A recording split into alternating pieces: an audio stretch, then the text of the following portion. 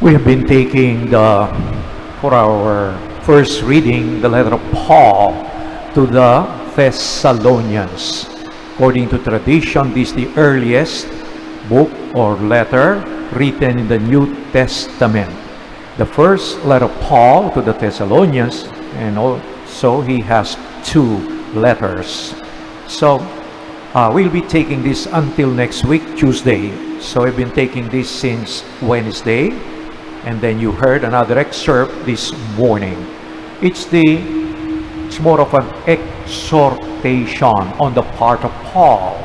He reminded the early Christians to grow in their love. Pagans saw them. It was their witnessing. It was their acts of charity and love that drew pagans to the Christian faith. So same thing in our time, the same challenge is given to us. The way we witness to charity, to the love of Jesus. And so the exhortation of Paul in the first reading is grow in your fraternal love. So, they were also excited about the second coming. They thought of Jesus, it would be quite soon.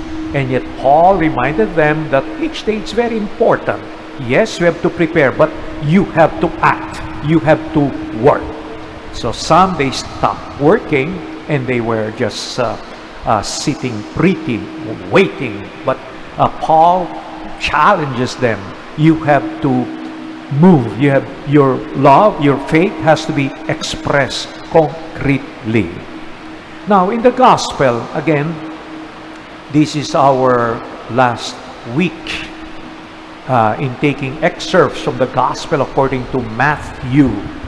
Next week until the last week of the liturgical year, the week after the feast of Christ the King, 34th year, we'll be taking gospel according to Luke. So here we are almost towards the end, and so you heard about judgment, about the end, where we are encouraged to be vigilant. Today we hear another parable, and parables can be interpreted 100 times or 1,000 times.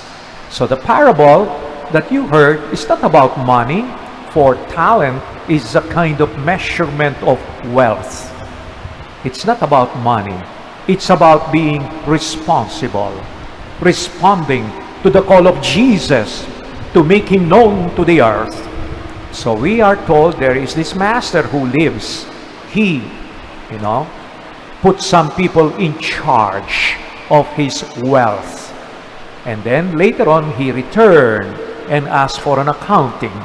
So we can see this as Jesus handing to us the richness of the gospel, the good news. At the end, we will be asked, how have you treasured the living treasure I am asking you to share with others? Because this means the transformation of the world. And so we heard how the three servants reacted, how the first two were responsible. So it's not a question of how many talents you receive, but how generous you are. So whatever we receive is not meant to be kept. It is meant to be shared. We have to share, not a dead Jesus, but a living Jesus. And that living Jesus should be reflected in our lives. That is our mission.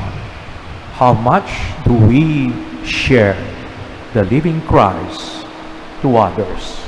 We do this the way we express charity concretely, the way we live, the way we think, the way we express ourselves. May we always be responsible stewards of the kingdom, proclaiming a living Jesus to the world.